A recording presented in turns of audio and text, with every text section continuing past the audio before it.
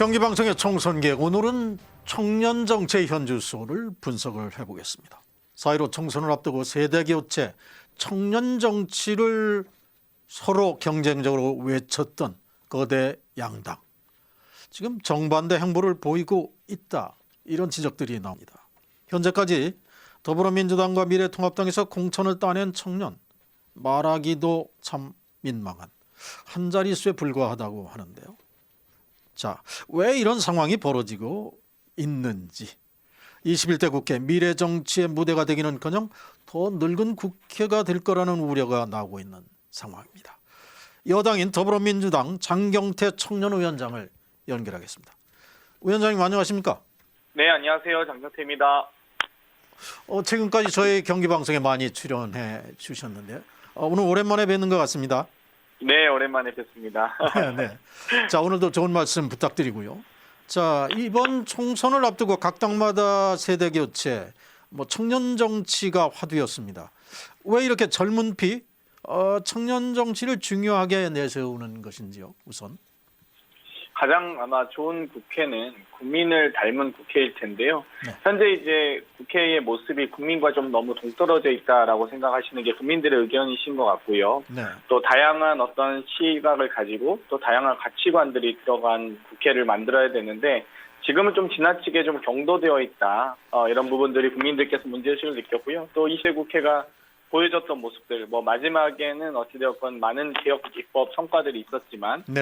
그 국회 과정에서 지나치게 조금 국민들의 생각과 동떨어진 국회의 모습을 보면서 조금 더 이제 변화된 국회, 다양한 가치관이 좀 더 변화를 보여줄 수 있는 그런 가능성의 국회가 됐으면 좋겠다, 이런 생각들을 많이 가지신 것 같아요. 네네. 자, 그런 정치에 대한 불신, 그리고 그 불신을 해소해줄 젊은 청년 정치인의 대한 기대. 자, 이런 것들이 반영돼서 그렇게 청년 정치를 외쳤는데 지금 상황은 어떻게 또 평가하십니까? 그대로 가고 있는 것 같지가 않아서 말이죠. 네, 여러 가지 아마 이제 현재 미래통합당, 그 전에 전신이었던 자유한국당의 총선기획단과 우리 더불어민주당의 총선기획단에서 많은 청년에 대한 지원책들을 구상하고 또 발표했습니다. 그래서 네. 저희 더불어민주당 같은 경우도 20대 무상 경선, 30대 반갑 경선 등의 지원책들을 만들었는데요. 어찌됐건 이런 과정에서 사실 이 소위 정치 신인이라고 할 수 있는, 혹은 또 젊은 정치인들이 많이 좀 나왔으면 좋겠다라는 어떤 시대적 요구를 다 정당이 담아내지고 있지 못하다, 이렇게 보여지고요. 네네. 하지만 어찌됐건 공천이 완성되지 않은 상태에서 또 이런 부분들 평가를 내릴 수는 없기 때문에 어찌됐건 저희도 이 내부에서 꾸준히 끊임없이 노력하고 있습니다. 자, 저희들도 공천이 아직 완료되지 않은 상태라 더 기다릴 수는 있습니다만은 우선 지금까지의 그 현황을 제가 한번 소개를 드리면, 우선 공천 신청 자체가 너무나 미약합니다. 지금 2030 세대가 지금 민주당에서 공천 신청한 것이 전체의 1.3%, 그리고 원래 통합당의 전신 한국당이 그래도 조금 나은 5% 정도. 자, 그리고 50대가 무려 90%에 가까운 87%의 공천 응모 상황. 자, 이런 상황, 이걸 어떻게 해석해야 되겠습니까? 젊은 정치인들이 왜 이렇게 공모에 잘 응하지 않았을까요? 일단 높은 또 기득권의 벽이 있는데요. 네. 어찌되었건 이제 더불어민주당과 미래통합당의 공천 신청, 소위 지역구 후보자를 중심으로 봤을 때 더불어민주당 같은 경우는 30세 이하는 9명이었고요. 20대는 한 분도 안 계셨습니다. 그리고 네. 자유한국당 같은 경우도 30대 20명에 20대 2명이었는데 어찌되건 신청자가 일단 두 당 모두, 그리고 다른 진보정당까지 포함해도 매우 낮은 것은 현실입니다. 그 이유는 여러 가지가 있을 수 있는데요. 선거 제도에 포함되기 위한 어떤 정치적인 정보라든지, 또 거기에 필요한 또 돈이라든지, 어떤 조직이라든지, 명성이나 경력 인원 과정에서 사실 이제 젊은이들이 아무래도 기성 정치권과 경쟁하고 상대하기는 쉽진 않은 구조적인 한계가 있습니다. 네. 예, 그런 부분도 있고요. 또 한편으로는 이제 그러면 출마를 결심을 해도, 예를 들면 기본적으로 정치에 대한 결심이라는 건 기성세대에게도 대단히 어려운 결심이거든요. 아무래도 인생을 건 어떤 결심이 되어야 될 텐데요.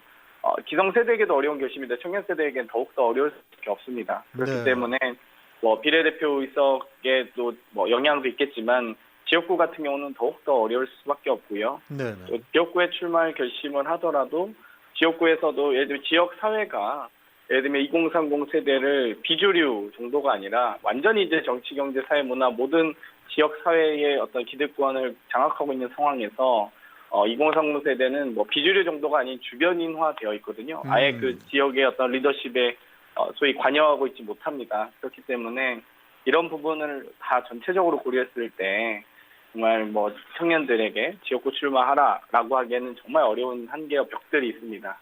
자, 그 높은 기득권의 벽. 지금 보면 50대 출마자가 거의 87%를 차지하고, 자, 이 50대 출마자들이 거의가 법조인 아니면 관료 출신. 이른바 뭐 586의 새로운 카르텔이 만들어지고 있다. 자, 이런 분석들이 나옵니다. 왜 당에서는 이렇게 50대 중심의 뭐 관료라든가 법조인들을 선호하는 그런 공천 신청을 받을까요? 그런 신청이 왜 많을까요? 아무래도 이제 소선거구제지 않겠습니까? 이거 1등만 어찌되건 기억하는 참 어려운 세상인데요. 네.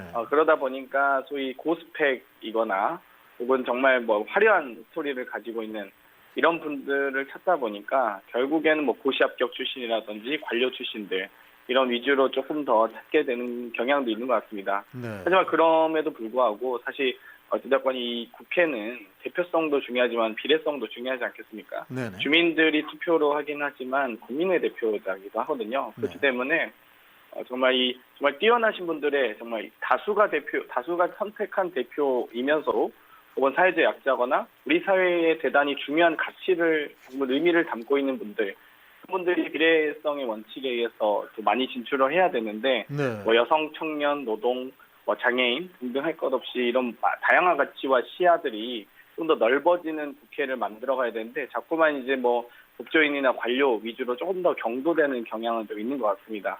네.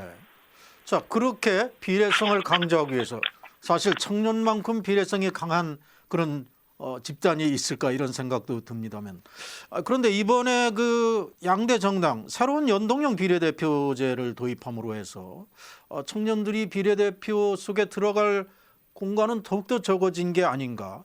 우위성 비례정당이 아니라면 적어도 비례대표로 청년들이 들어갈 공간이 거의 없는 것 아닙니까? 어떻게 보십니까, 이번엔? 뭐 정당마다 좀 차이가 있을 것 같은데요. 네. 뭐 예를 들면 저희 같은 경우는 뭐 아마 저희나 미래통합당 같이 지역구에서 좀 다수를 형성할 수 있는 다수의 득표를 할 수 있는 정당들은 비례의석에서는 조금 확보하기가 어려울 것으로 예상되고요. 네네. 혹은 다른 진보 정당은 좀 더 많이 확보할 수 있고 또 소수당이 또 소수의 목소리가 많이 반영될 수 있도록 저희가 선거법 개정을 했는데 네. 현재 이제 이 미래통합당이 소위 위성 정당을 만들면서 이런 부분에 대해서 참 이 선거제도를 좀 악용한 사례들이 좀 나타나고 있는 것 같습니다.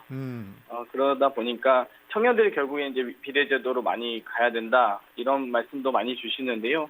결국엔 이 세대 내의 경쟁이 아니라 세대 간의 경쟁이 돼야 되거든요. 그러니까 비례의석 한두 석 가지고 청년들에게 너희들끼리 경쟁해서 선출해 와라 이런 것보다는 저희도 2030도 끊임없이 지역구에 도전을 해서 더 많은 또 2030 세대가 청년들이 지역구에서 배출될 수 있도록 그런 정치적 문화를 만들어가는 것도 대단히 중요합니다. 네. 그런데 지금 통합당 또는 그 전신은 한국당에서 비례정당을 만들므로 해서 이 청년들이 비례대표로 진출할 공간이 좁아졌다 이런 비판을 해주셨는데 지금 민주당 입장에서도 그것이 창당은 아니지만 외곽의 비례정당과 연대한다 이런 방침이 정해졌다 이런 보도들이 나오는데요. 아직까지는 입장은 정리되진 않았는데요. 네. 가장 중요한 것은 어찌되었건 2016년 촛불을 들었던 그 촛불 이 정신을 잘 이어받아야 되고요. 또 4+1이라는 우리 선거법을 합의했던 이 합의 정신 또한 지켜져야 됩니다. 그렇기 때문에 아마 저희가 단독으로 뭐 창당을 한다든지 저희가 위성 정당을 만들어서 뭐 미래통합당처럼 저렇게 선거를 치를 가능성이 좀 낮다고 보여지고요. 네네. 다만 이제 청년 당원들이 청년 의병으로 나서야 된다는 목소리라든지 혹은 어떤 4+1 합의 정신을 지키는 존중하는 예를 들면 진보민주 연석정당, 촛불정당 등이 나타나야 된다라고 생각하시는 분들도 계신 것 같아요. 어찌되었건 저희가 선수이기 때문에 저희가 선관위라는 심판에게 지속적으로 반칙이라고 주장을 했지만 심판이 허용한 상황인 거거든요. 그렇기 때문에 저희가 저희 나름대로 이 승패 이후에 심판 탓을 할 수 없기 때문에 저희는 아무리 스트라이크 존을 좁게 해석해달라고 얘기를 했는데도 넓게 해석한 심판이 경기를 운영하고 있다면 네. 저는 그 심판의 룰에 맞춰서 어찌됐건 그 경기를 뛰어야 되기 때문에 그런 점에서 저는 촛불 정신을 그리고 4+ 합의 정신을 존중할 수 있는 방식으로 이번 선거가 치러지지 않겠나라는 생각을 하고 있습니다. 혹시 민주당이 맨 처음 한국당 쪽에서 비례 의성정당을 만든다고 할 때 민주당 내에서는 청년당을 만들어서 그거에 대응하겠다 이런 얘기들이 돌아왔는데 그건 아직은 비현실적인 얘기입니까? 전혀 사실 이제 의미 있게 지도부와 상의하거나 지도부 내에서 논의된 경우는 없는 것으로 알고 있고요. 네. 다만 이런 상황에서 이제 소위 이번 선거가 미래한국당에 자칫 유리하게 펼쳐질 수 있다. 이렇게 기울어진 운동장이 만들어진 상황에서는 어떠한 대책을 강구해야 되지 않겠느냐라는 여러 가지 아이디어들이 있었습니다. 그렇기 때문에 마치 백과증명식의 아이디어들이 분출되었고요. 이 과정에서 이제 아마 청년민주당 이야기도 나왔던 것 같습니다. 네. 자, 그러면 청년 정치 어디로 가야 될까? 그리고 이번 21대 국회에서 청년들은 과연 어떻게 그 진출, 그 높은 벽을 뚫고 나가야 될까? 이것이 고민일 텐데요. 청년 위원장으로서 어떤 대안 같은 것이 있다고 보십니까? 일단은 여성 정치의 발전 과정을 보면 전 청년 정치의 미래도 있다고 보여지는데요. 네. 대부분 이제 여성 정치에 대한 혹은 청년 정치 같은 어떤 사회적 약자, 정치적 약자를 배려하는 방식으로는 지원제도, 할당제도와 또 가산점 제도 등이 있습니다. 그런데 네. 아무래도 이 가산점은 본인의 득표력에 비례해서 이렇게 주어지기 때문에 상당히 한계도 있거든요. 네. 그렇기 때문에 할당 제도 등이 이제 각 정당이 규정하고 있는데 저희도 이제 청년 후보를 10% 공천하게 해야만 하는 그런 의무 규정이 있습니다. 그렇기 네. 때문에 이 할당 제도를 제대로 좀 이 성공적으로 안착시킬 수 있도록 청년 정치 패스트트랙이 있어야 된다 이렇게 보고 있고요. 아마도 여성 또한 비례대표에 대해서 교호순번제라든지 여성 후보 추천 보조금이라든지 여성 후보 30% 할당 같은 목표치를 제시하고 있기 때문에 앞으로 청년들이 아마 나아가는 과정에서는 각 당이 당원 당규로만 규정해서 청년들을 배려할 것이 아니라 이제 국가 법률이나 선관위 차원에서 인재 육성책이라든지 이런 시스템들을 만들어가는 게 좋겠다는 생각을 합니다. 네. 자, 인재 육성책을 얘기했습니다만 청년은 과연 영입되는 건가? 청년 정치가는 육성되는 건가? 이런 논란이 있었습니다. 특히 민주당 내 여당에서 청년 정치 인재 영입 두 번째였나요? 이분이 미투 논란으로 그것을 스스로 포기하는 이런 상황까지 왔는데 어떻게 보십니까? 청년 영입제도 이것이 정말 선거가 올 때마다 깜짝식으로 진행되는 이벤트성이다. 이런 비판에 대해서는 어떻게 생각하시는지요? 저는 이제 인재 영입과 인재 육성 모두가 인재 조화를 이루어야 된다고 생각을 하는데요. 네네. 어찌되었건 인재 영입 과정에서 다양한 세대와 계층과 부문이 있을 겁니다. 그중에 청년도 있을 수 있고요. 여성도 있을 수 있고요. 노인이나 다양한 분야의 또 인재 영입 대상이 있을 수 있는데 결국 기존의 인재 세력으로 선거를 치를 수 없기 때문에 결국 어떤 가치관 어떤 분들을 영입하는 과정에서 어떤 가치라든지 그런 상징성 같은 것들을 저희가 선점을 하면서 외연을 확장해 가보는 거거든요. 그렇기 네네. 때문에 저희가 기존의 이제 인재 육성 시스템을 완벽하게 갖춘다고 할지라도 인재 육성을 시스템을 갖춘다고 할지라도 인재 영입은 좀 필요할 수밖에 없다 이런 생각이 들고요. 다만 이제 이 영입 과정에서 좀 더 짧은 시간에 아무래도 촉박한 상황에서 좀 비밀리에 이루어지다 보니까 마치 작전하듯이 이루어지다 보니까 좀 그런 부분이 좀 아주 디테일까지 검증이 안 될 수 있습니다만 네네. 너무 지나치게 또 사생활에 대한 부분까지 검증하는 건 저희가 수사기관은 아니기 때문에 이런 부분 한계는 있다고 말씀드릴 수 있겠네요. 자, 스웨덴 등 유럽에서 20대 정치인 또는 30대 여성 총리가 나오는 이 환경 이것은 결국 어려서부터 이 정치 훈련을 받은 그런 육성의 결과다. 이런 얘기들이 나왔습니다. 자, 한국의 경우에도 이런 영입이 있고 또 자신이 계속해서 각 당에서 자기 실력과 경험을 쌓아서 결국 청년 정치인으로 성장해가는 이 과정이 있을 텐데 대표적인 경우가 바로 장경태 청년위원장이 아닌가 싶기도 합니다. 위원장님께서는 이번 총선에 어떤 기회가 있다고 보십니까? 네, 저도 뭐 감히 인재 육성 1호라고 말씀드리고 싶은데요. 저도 대학생 자원봉사자부터 시작해서 초대 대학생위원장, 청년정치연구소 부소장 등을 하고 또 최초로 30대 원외 청년위원장으로 당선이 되었거든요. 네.